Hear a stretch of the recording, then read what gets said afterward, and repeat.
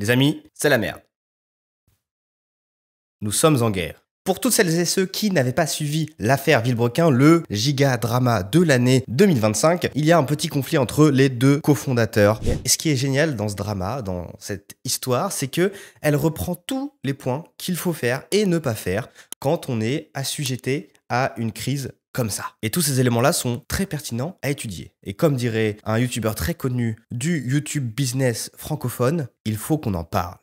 Alors, pour vous remettre un petit peu dans le contexte, on a deux super amis qui se sont rencontrés un jour dans un blablacar, qui ont décidé de monter une chaîne YouTube qui a pour thème principal l'automobile. Donc, ils racontent les histoires de différentes marques de voitures, ils font des crash tests, ils font plein de belles choses et c'est une aventure formidable. Mais un jour, il se passe un événement dramatique.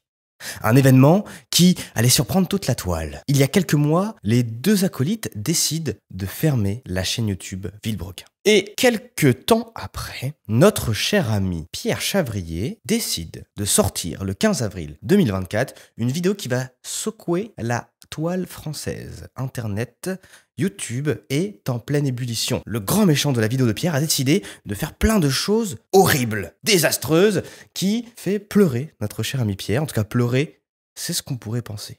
Alors, notre cher ami Sylvain décide de répondre très sobrement, comme il le dit, sur Instagram avec un petit post qui dit faut pas faire la bagarre, et mytho, machin, bref, voilà. Quelques mois passent, genre 5 mois se passent. Sylvain se fait harceler tous les jours pour des accusations qui ne sont pas prouvées, vu qu'Internet est crédule parce que Internet est principalement composé de jeunes entre 8, 10, 12 ans et 20 ans. Et forcément, on n'a pas forcément le temps ni l'envie d'aller chercher un peu plus loin, d'aller chercher les preuves. Donc, on prend ça pour argent comptant. Donc, pendant 5 mois, notre cher Sylvain est le diable de Villebrequin. Mais tout ça, c'était sans compter l'événement qu'il y a eu il y a quelques jours. Précisément le 9 janvier 2025, Sylvain sort une vidéo de 54 minutes pour détruire les arguments de notre cher Pierre. Et là, toute la toile s'enflamme une deuxième fois, mais là, c'est pas la même chose, c'est disproportionné, on n'a jamais vu ça sur YouTube, c'est la folie, tout le monde en parle, tout le monde réagit, et 10 millions de vues. Le mec fait 10 millions de vues. Comme ça, en 3 jours. Bien sûr, on a une réaction 48 heures après de notre cher ami Pierre, tout effrayé, tout bégayant, qui réagit à chaud. La chose qu'il ne faut pas du tout faire, mais ça on va en parler dans cette vidéo, pour répondre à Sylvain en live. En plus, en live, ça c'est vraiment... fallait pas faire le live, parce que tu peux pas cut en live. Et donc après ce scandale, après ces élucubrations, après tous ces remue-ménages, il y a plein d'éléments de branding qui apparaissent. Comment réussir à travailler son image de marque en pleine crise? Ouais, on va parler de ça. Mais avant, pour ceux qui ne me connaissent pas, je m'appelle Arthur Valton, je suis brand designer et j'ai une agence. Pour vous la faire courte, je fais de la stratégie de marque et des designs de logos, chartes graphiques, identité visuelle, support de communication, un peu tout ça. Dans mon métier de brand designer, de conseiller, eh bien, il y a toute la partie positionnement, et notamment la positionnement quand on est face à des éléments de communication comme ça, et notamment des situations de crise. Et donc, j'ai plusieurs petites informations que je pourrais vous donner pour éviter de refaire certaines erreurs, et face à des situations similaires, vous pourriez potentiellement réutiliser ces éléments pour votre propre problématique. Comme ça, vous savez à peu près à qui vous avez affaire. Donc c'est parti, sans plus attendre, nous commençons le fond de cette vidéo. Alors attention, on n'est pas là pour donner raison à quelqu'un ou tort à l'autre. L'idée, c'est que nous, on n'est pas juristes, d'accord? Tout ce qui se passe avec la loi, on ne s'y connaît pas. En fiscalité, c'est pareil, d'accord? Donc on ne va pas dire qui a raison ou qui a tort. On est là pour savoir qui c'est qui va réussir à se mettre l'opinion publique dans la poche. Même si on sait que c'est plutôt bien parti pour un des deux acteurs de cette magnifique histoire, prenons un petit peu de recul et regardons si c'est figé dans le temps. Et oui, parce que on peut prendre par exemple l'histoire de Norman. Norman fait des vidéos. Alors malgré le fait que la loi les désigne comme non coupables, la plupart des gens sur la toile le décident coupable. Donc culturellement parlant, il est coupable. Dans l'esprit des gens, il s'est fait fumer. Et d'ailleurs, pour redorer son image de marque, ça se voit qu'il est entouré, il fait des vidéos avec sa meuf. Et ça c'est très bien, avec sa femme, avec ses enfants, etc. Ça montre que en fait, c'est pas... il n'a pas fait les choses dans lesquelles il est accusé. Et c'est ça qui est malin. Donc prenons un petit peu de recul, regardons l'image. Alors si on reprend... Notre Pierre a décidé de sortir une vidéo après que Villebrequin ait décidé de couper la chaîne. Et en fait, ce qui s'est vraiment passé, c'est que une fois que Sylvain et Pierre sont partis chacun de leur côté, vu que c'est Sylvain qui est le plus cool, naturellement, on voit bien que Pierre il est un peu aigri, etc. Parce que c'est l'homme de l'ombre, c'est le mec qui fait des vidéos. Donc oui, il est moins populaire que Sylvain, parce que Sylvain, c'était la tête, c'est celui qui présentait les vidéos, et donc forcément, le public est plus attaché à Sylvain. Et puis, il est plus fun en règle générale. Ça se voit, ça se sent. Ça, c'est l'image qu'il a créée tout au long de l'histoire de la chaîne de Villebrequin. Donc forcément, Sylvain a plus d'abonnés sur sa chaîne YouTube. Et Pierre, lui, il est un peu plus lent. Donc il est jaloux. Et on a vu un petit peu que Pierre était jaloux dans diverses vidéos. Des fois, il fait un petit peu des cacas nerveux pour rien. Et donc, vu que Pierre, il a le seum, parce que c'est ça, hein, ça part d'un seum, ça se voit, tu vois. Et parce qu'il manque, il a plus autant de visibilité que sur l'histoire de Villebrequin. Et il décide de faire une petite vidéo pour aller chercher un petit peu plus de vues. Parce que je pense que c'est parti comme ça. En tout cas, c'est comme ça que nous, on le perçoit en tant que viewer. Et donc, il fait une vidéo où il va démonter Sylvain et le faire passer pour le méchant de l'histoire. Et ça a très bien marché. Ça a très bien marché. Pourquoi? Parce que il a travaillé son plan, ça se voit. Même si il dit que même s'il dit que c'est le contraire, il l'a travaillé, ça se voit. Même s'il met les lumières, etc. C'est une belle mise en scène. Il y a eu de la réalisation qui a été faite pour cette vidéo. Que les larmes soient fausses ou non, ce n'est pas le sujet, parce que ce qui compte, c'est qu'il les montre. Et donc en fait, pleurer dans une vidéo, tout le monde sait très bien que quelqu'un qui pleure, on va avoir de l'empathie. Et donc il a joué sur cette empathie. Donc qu'ils le disent, que ce soit des fausses larmes ou pas, c'est pas la question. À partir du moment où il joue dessus, il y a de la manipulation au niveau de la vidéo. Et ça se voit, parce que Pierre, c'est un mec qui fait du cinéma, donc il a compris tout ça. Le décor, sa mise en page, vous voyez qu'il est légèrement en contre-plongée, donc ça le fait passer pour une victime, mais pas trop non plus. Enfin, la caméra est au niveau de ses yeux, donc c'est pas mal. On voit Pierre, en fait, en position de pouvoir, donc il maîtrise la situation, malgré le fait qu'il se victimise dans toute la vidéo. Voilà, t-shirt gris, fond blanc, c'est clairement un décor. Le Norman a utilisé la même chose, clairement un décor pour se faire passer pour une victime. Pas une victime dans le sens je suis faible, la victime en mode voilà, c'est quelqu'un a été méchant avec moi. Donc très malin, très malin. Mais le problème, c'est qu'il dit que ça ne l'est pas. Il dit que c'est naturel. Et c'est là où il se ment, c'est qu'en fait, il aurait mieux fait de rien dire. Il aurait mieux fait de rien dire, et si on lui parle, il faut qu'il assume. Il faut qu'il assume, et là, il n'assume pas. C'est là tout le problème. Assez rigolo parce qu'on se rend compte aussi qu'il avait signé un contrat pour pas parler de l'histoire de Sylvain, pas parler de Sylvain, et le gars fait une vidéo de 40 minutes sur ce mec-là. Alors attention, ne pas prononcer le nom de la personne, c'est la même chose qu'en parler comme quand il dit c'est mon associé. Les mecs qui font les lois, ils sont pas débiles. Ils vont bien comprendre qu'il y a un contexte et que tout le monde va comprendre ce qu'il veut dire quand il veut dire mon associé qui nomme Sylvain, à part les gens qui sont vraiment extérieurs.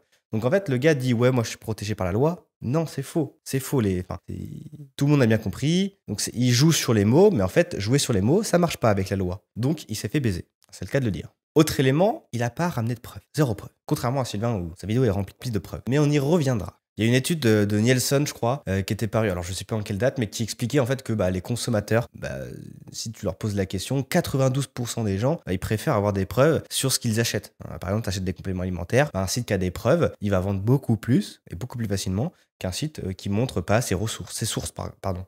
Donc où est-ce que ça a été produit, comment, etc. Donc les preuves sont super importantes pour appliquer un discours commercial ou non d'ailleurs.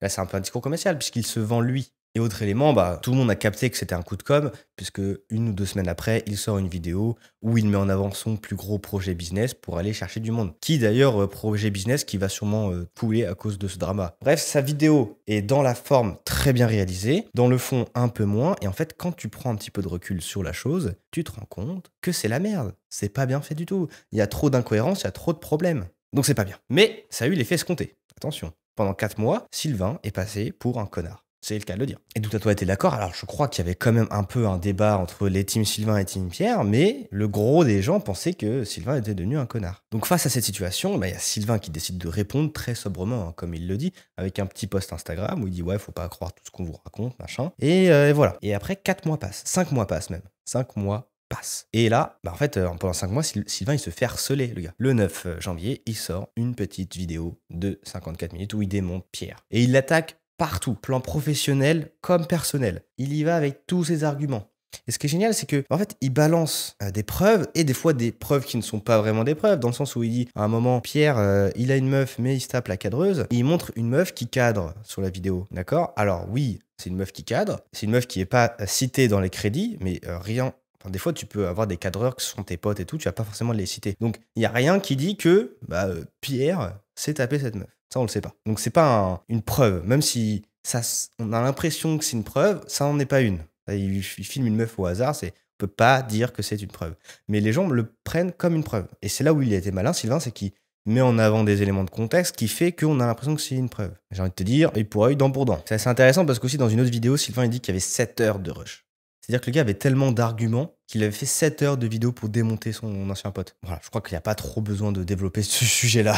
Autre élément, là où dans sa vidéo, Pierre se positionne comme une victime, un pur et dur, il reprend les codes, machin, il chiale, etc. Lui, Sylvain, il arrive, décontracté, il fait des blagues, il se casse la gueule, il fait des mimips.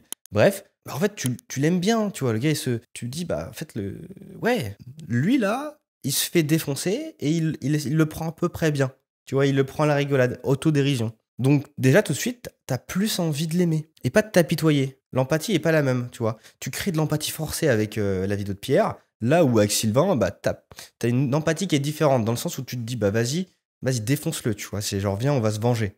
Parce que là, tu défends. Là où, attention, Pierre avait fait une vidéo de fin avec Villebrequin, c'était la fin, on n'en parle plus. Il a même signé un contrat, et le gars attaque après. Tout ça pour du buzz. Là où Sylvain, lui, se défend. Et avoir la posture du défenseur, c'est pas plus mal, parce que du coup, ça rend légitime ta vidéo. Ce qui est logique en soi. La vidéo était tellement drôle que je vous invite à aller voir dans l'espace commentaire. Il y a des petites punchlines qui sont assez bien trouvées. Voilà. Et donc, en fait, ça rend encore plus le drama sensible et amusant, en fait, pour les gens qui regardent tout ça. Et je vous parle pas de tous les reels, de tous les contenus shorts qui ont été créés suite à ça. Je me suis fait envahir. C'est simple, mon feed Instagram s'est fait envahir de vidéos qui trollaient Pierre et qui aimaient Sylvain. Puis après, ça a été réutilisé dans plein de contextes. J'ai vu des posts LinkedIn sur ça, c'est assez marrant. Et puis Sylvain s'arrête pas que là, il va au-delà de sa vidéo. C'est-à-dire que à un moment dans la vidéo, il dit ouais, Pierre oublie des choses, c'est Alzheimer précoce. Le gars, dans la description, il met allez donner un don, il met un lien d'une association, c'est assez rigolo, tu vois, petit easter egg qui continue, tu vois, la chose drôle. Et même sa bio Instagram, il s'est renommé Voldemort à mi-temps. Alors pourquoi Voldemort? Pour ceux qui n'ont pas compris, c'est parce que Pierre ne l'a pas cité une seule fois, tu vois, son nom dans la vidéo. Comme on ne dit pas Voldemort, on ne dit pas le nom de Sylvain. Et je tiens aussi à dire que Sylvain est allé droit dans la merde contre l'avis de son avocat. C'est-à-dire que son avocat a dit non, ferme ta gueule, dis rien. Et Sylvain il a dit non, mais je monte les papiers, je monte les contrats, je bats les couilles. Donc, faut avoir des couilles pour ça. Faut avoir des couilles. Et peut-être que Sylvain va perdre aux yeux de la loi, mais il va avoir potentiellement gagné, en tout cas pour l'instant il gagne, aux yeux du peuple. Et c'est ça qu'on veut. Et ensuite, on a une réponse de Pierre, 48 heures après, en live. La pire chose à faire face à cette situation. Réagir à chaud en live. T'as Sylvain d'un côté qui attend 4-5 mois pour réagir, et t'as l'autre qui réagit 48 heures à chaud. Et en fait, ce live, il l'a mis échec et mat. C'était terminé après ça. Parce que le gars, il arrivait déjà, on voyait qu'il était stressé. Parce que ce temps-là, il a dû se prendre une vanne de haine après cette vidéo qui était méritée, je ne sais pas, est-ce que la haine est méritée, mais en tout cas, c'était les conséquences de ces bêtises. Donc, le gars arrive, il bégaye. C'est-à-dire qu'il n'arrive pas à faire une phrase entière sans bégayer. Et ça, tout de suite, ça décrédibilise. Là où, à côté, Sylvain, sa vidéo était ultra bien montée, dynamique, il y avait des blagues, c'était marrant. Il assume beaucoup d'arguments, beaucoup trop d'arguments. Il dit quoi, il a cocu, et puis il se trompe dans ses arguments. Il donne des choses qui sont bateaux. Donc en fait, tout ça, c'est du pain béni pour les trolls qui vont augmenter cette image-là de mec pas terrible. À un moment, il joue fort sur l'émotion quand il dit que Sylvain l'a accusé qu'il faisait semblant de pleurer avec des cristaux de sel, parce qu'en gros, les cristaux de sel, quand tu te les mets au niveau des joues, bah oui, ça te fait pleurer. Le gars te dit, on parle quand même d'un suicide.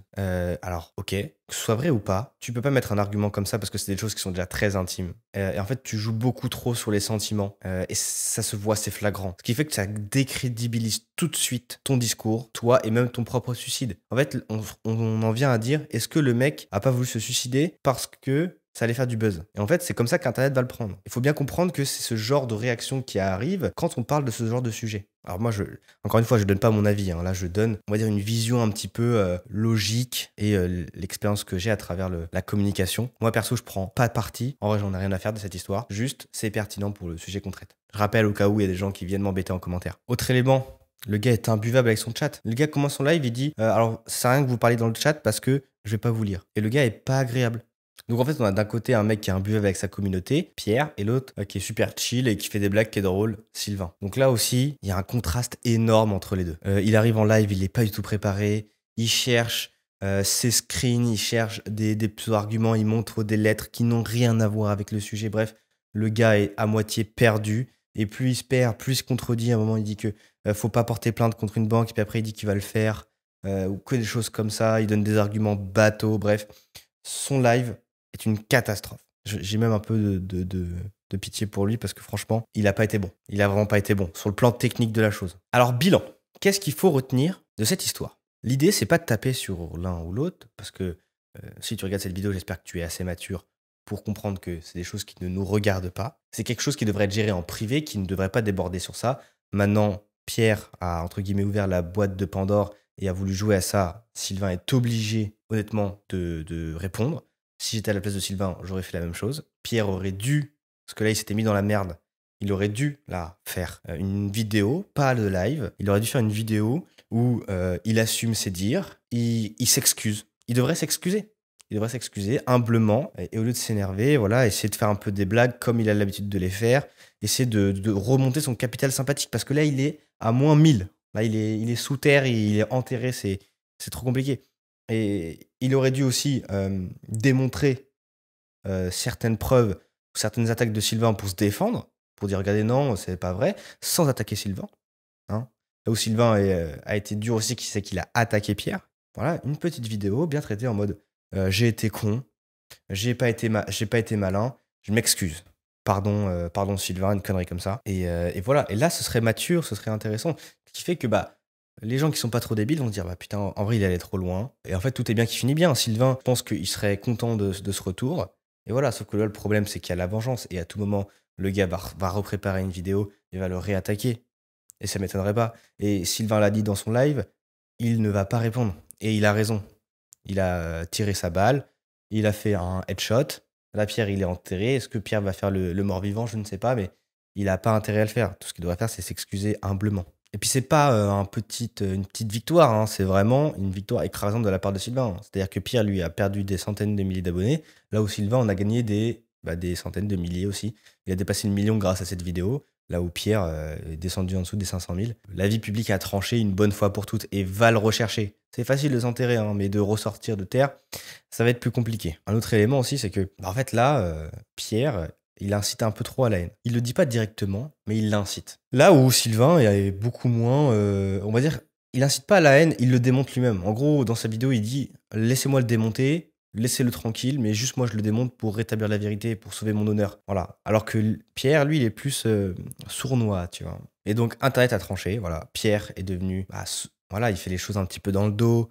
Et l'image qu'il a du mec qui a trompé sa femme plusieurs fois, ça amplifie l'image du mec un peu serpent, un peu vicieux, qui fait des coups dans le dos. Et en fait, c'est le méchant, tu vois. C'est le méchant dans les Disney qui fait des coups dans le dos. Là où Sylvain, lui, en fait, a travaillé son discours pour être perçu comme un mec qui est plus cool, qui fait pas les coups dans le dos, qui vient, qui pose ses couilles et qui dit vas-y, je vais te défoncer. Et Internet aime bien ces gens-là. Le drama a tellement eu d'impact que même Squeezie, qui en général décide de pas s'impliquer dans ce genre de drama et de pas prendre parti, là a clairement pris parti. On voit dans l'extrait de son live, ce qui est très rare. Donc pour vous dire à quel point Pierre s'est mis dans la merde. Voilà, exécution publique. Pure et dure, pas facile pour Pierre. Voilà, je pense pas que ce soit des situations qui sont quand même agréables à vivre. Donc c'est pour ça qu'il faut savoir s'entourer des bonnes personnes dans ce genre de situation, comme des mecs qui sont spécialistes en images de marque et qui vont vous dire les gars, faites ci, faites ça, mais faites pas ça. Je dis pas que les avocats sont incompétents. Je dis juste que les avocats, eux, ils lisent la loi froidement. Mais ce qu'il faut pas oublier, c'est que dans ce genre de situation, en fait, payer une amende, c'est beaucoup plus rentable que de perdre le débat public. Et Sylvain, il l'a bien compris. C'est-à-dire qu'il est prêt à payer des amendes parce qu'il a pas respecté certains contrats. Mais en fait, voilà, il se fait défoncer sur YouTube, il perd ses stats. Et en fait, YouTube, c'est son revenu. Je pense que dans ce genre de situation, c'est important de s'entourer d'avocats, de mecs qui sont bons en droit, mais aussi de gens qui maîtrisent l'image. Comme moi, par exemple. Voilà, j'espère que vous avez apprécié cette vidéo. Bien entendu, je n'incite pas à la haine, c'est logique, pour aucun des deux gars de cette histoire. Moi, je souhaite l'amour, le plaisir, bref, tout ce que vous voulez. J'appelle à la bienveillance. Faites attention à votre image de marque parce que tout le monde a une image de marque. Et dans la vie, il y a deux types de personnes. Hein. Soit les gens qui maîtrisent leur image de marque et les gens qui la subissent. Donc, si vous voulez, je sais pas, par tout hasard, échanger avec moi, vous pouvez me retrouver sur cette magnifique chaîne YouTube, sur ma page LinkedIn aussi, que je mets en description. Ouais, LinkedIn, ça fait un peu un réseau social de vieux, mais en vrai, c'est trop stylé. Bref, sinon, il y a Instagram où je réponds aussi très vite à tout le monde. Et ouais, c'est déjà pas mal. Vous pouvez aller sur mon site si vous voulez faire appel à mes services, si vous voulez un petit logo ou du conseil en stratégie de marque. Aujourd'hui, nous avons vu Sylvain qui maîtrisait parfaitement son image de marque et Pierre qui la subissait. Donc maintenant, à vous de choisir. Est-ce que vous voulez subir votre image ou alors la maîtriser? C'est à vous de faire le choix. Sur ce, je vous souhaite une bonne fin de journée. C'était Arthur Valton et travaillez bien. Ah oui, j'ai oublié de te dire un petit truc. Si tu as envie de te poser tranquille, d'écouter un petit épisode de podcast où on parle branding, tranquille, marketing, design, communication et business en règle générale avec des entrepreneurs, des influenceurs, toujours super intéressant. Bah écoute, je te laisse la petite vidéo, le dernier épisode de mon podcast Just Brand. Tu peux cliquer, c'est gratuit. Voilà. Allez, bisous.